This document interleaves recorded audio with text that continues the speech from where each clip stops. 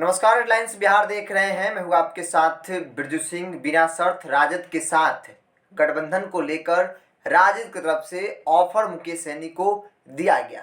साफ तौर पे भोला यादव ने कहा कि बिना कंडीशन अगर वो आना चाहते हैं तो इस पे विचार किया जा सकता है। अब इसके बाद मुकेश सहनी की तरफ से भी प्रतिक्रिया आ गई है। इस ऑफर के बाद मुकेश सहनी की पार्टी की तरफ से साफ तौर पे कहा गया है, धन्यवाद दिया गया है। यानी कि कहीं ना कहीं जो ऑफर राजद की तरफ से दिया गया मुकेश सहनी को, उस पर विचार जरूर किया जाएगा।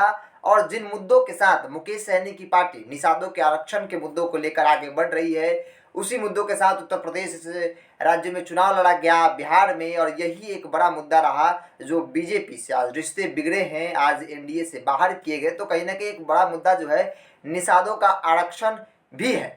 अब इसको लेकर राजद ने जो ऑफर दिया मुकेश सहनी को कि मुकेश सहनी बिना शर्त राजद के साथ अगर आना चाहते हैं तो स्वागत है, उस पर विचार किया जाएगा। तो मुकेश सहनी की तरफ से इस ऑफर पे धन्यवाद दिया गया है और कहा गया है कि जिसके साथ भी जाएंगे उसे इस बात को समझना होगा कि जो मेरी मांग है उस पर भी अमल करना होगा और मेरी मांग को समझना होगा। जो निषादों के आरक्षण की बात जो हमारे नेता मुकेश सहनी हमेशा करते हैं। देखिए, मुकेश सहनी बोचहा चुनाव में जिस प्रकार से वो वोट लाए और बीजेपी को डैमेज किया उन्होंने, बीजेपी को यूँ कहे तो एक भोजपुरी में कहावत है कि ना खेलब ना खेले देम, खेलवे बिगाड़ देम।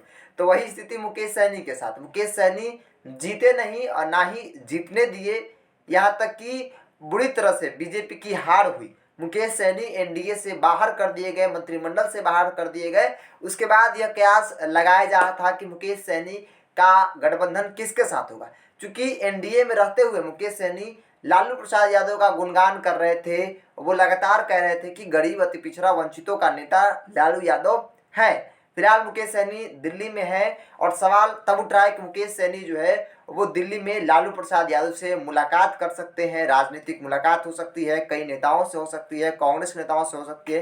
इन तमाम चीज़ों को लेकर मुकेश सहनी ने कहा कि ऐसी कोई बात नहीं है, दिल्ली आए हैं तो जाहिर सी बात है कुछ राजनीतिक मकसद होगा, कुछ पर्सनल काम है। लेकिन राजद के ऑफर को लेकर धन्यवाद दिया है और कहा है कि जो हमारे मुद्दे हैं उन मुद्दों पर कॉम्प्रोमाइज जो है वो किसी हाल में हम नहीं कर सकते हैं। निषादों के आरक्षण के मुद्दे पर मुकेश सहनी की पार्टी किसी भी हाल में कॉम्प्रोमाइज करने की स्थिति में नहीं है।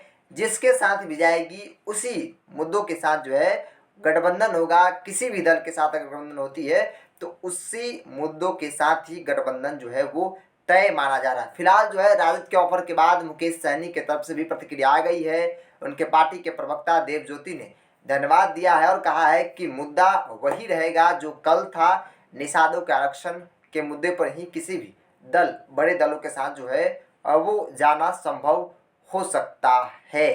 अब देखने वाली बात हुई कि मुकेश सहनी दिल्ली में है। दिल्ली से आने के बाद क्या कुछ प्रतिक्रिया उनकी रहती है, किन मकसद के साथ वो दिल्ली गए हैं। चूंकि यह कहा जा रहा है कि लालू प्रसाद यादव से उनकी मुलाकात जो है वो हो सकती है। तो इसको अभी तय देखना बिहार। नमस्कार।